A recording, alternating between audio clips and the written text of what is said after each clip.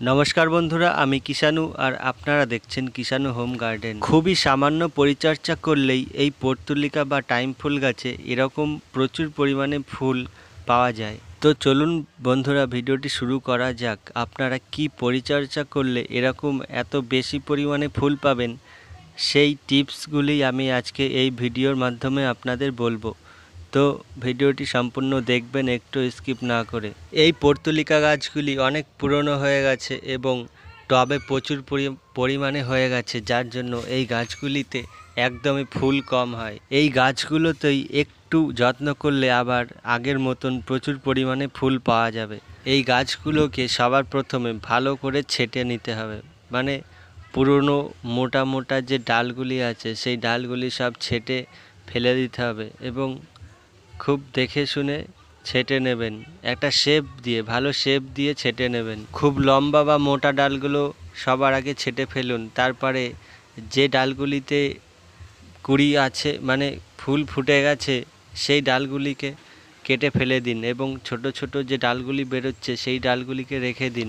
তো বন্ধুরা দেখুন, আমি ঠিক গাছগুলিকে এইভাবে সুন্দর করে ছেঁটে নিলাম। এখন দেখতে কতটা সুন্দর লাগছে এবং গাছগুলি পুরো ছাঁটাও হয়ে গেছে। এই গাছগুলিকে এবার একটু পরিচর্যা করতে হবে, একটু সার এতে প্রয়োগ করতে হবে। তো এই গাছে যে সার বা যে খাবারগুলি এখন দেব সম্পূর্ণই জৈব সার হবে এবং জৈব খাবার হবে। এগুলি আপনারা বাড়িতেই তৈরি করে নিতে পারবেন খুব সহজেই। দেখুন কতগুলি ডাল এখানে কেটে বাদ দেওয়া হয়ে গেছে। আপনারাও এরমভাবে সব ডালগুলি বাদ দিয়ে দেবেন। এটি হলো কলার খোসা, পাকা কলার খোসার পচা জল, মানে পাকা কলার খোসা আপনারা নিয়ে রেখে দেবেন। আর এটা হলো পেঁয়াজের খোসার বা রসুনের খোসার জল, পেঁয়াজ আর রসুনের খোসার পচা জল। এই কলার খোসার পচা জল 3-4 দিন ধরে পচিয়ে নেবেন এবং পেঁয়াজ রসুনটাও তাই 3-4 দিন ধরে পচিয়ে নেবেন। নেওয়ার পরে এই অল্প পরিমাণে আমি ঢেলে নিচ্ছি, দুরকমই অল্প পরিমাণে ঢেলে নিচ্ছি। আমার ওই কটি গাছের জন্য 6টি টব আছে, ওই 6টি টবের জন্য এইটুকু নিয়ে নিলাম। এবার এর মধ্যে পুরো জল মিশিয়ে নিতে হবে 1 মগ।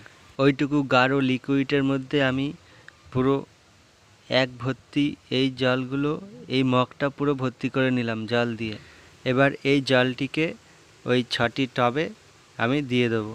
এই খাবারটি গাছে দেওয়ার পরেই গাছের গ্রোথ শুরু হবে এবং গাছে কুড়ি আসা শুরু হবে।